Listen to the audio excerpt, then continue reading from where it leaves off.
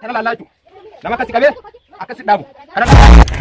Hayyeega hordoftoota keenyaga arraandana self defense kutaa kudha torbaffaa qabannee isin dhiyaannee jirra. Self defense kutaa kudha torbaffaa barnoota keenya kan kutaa tokkorraa kaafnee ilaanga kutaa kudha torbatti oofne kana akka irraa gammaddee abdii isinirraa qabna na fakkaata. Saniif gaa self defense kutaa kudha torbaffaa qabannee dhiyaanne. Self defense kutaa kudha torbaffaa jechuun nama akkanatti qabeelaal harka kan akka wal dabarsee akkasi qabeelaal. Ye binees tokko faa jira beektaa namni kun akka jabeessee si qabee akkanatti bubbutaa. Yoo fedhe immoo akkanuma qabeessiin dhaabbataa jechuudha. Saniifi ammallee harka kan akkanatti qabee harka kan akka duuba si qabee waliin si hidhee jechuudha.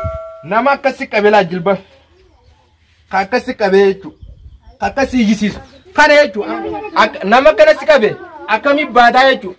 Humnaa yoo jabeessi qabe jabeessi humnaa yoo ni baay'ee hin dandeessu humnaan mala ispoortiitiin self defense ispoortiitiin itti fayyadamuu na qabda.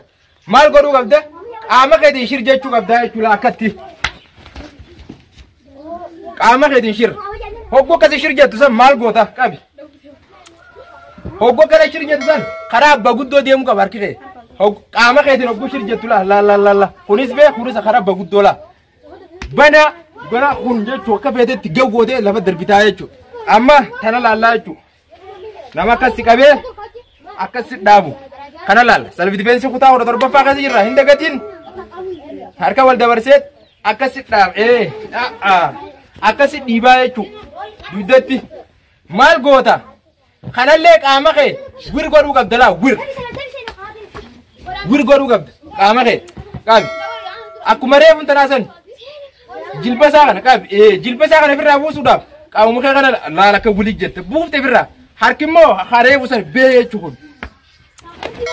Bee jechuun liqii dhukkee irraa kaasta. Hayyee hordoftoota keenya self defense kutaa kudha torbaffaa xumurree self defense itti aanu wajjin turtii gaarii isiniin jenna.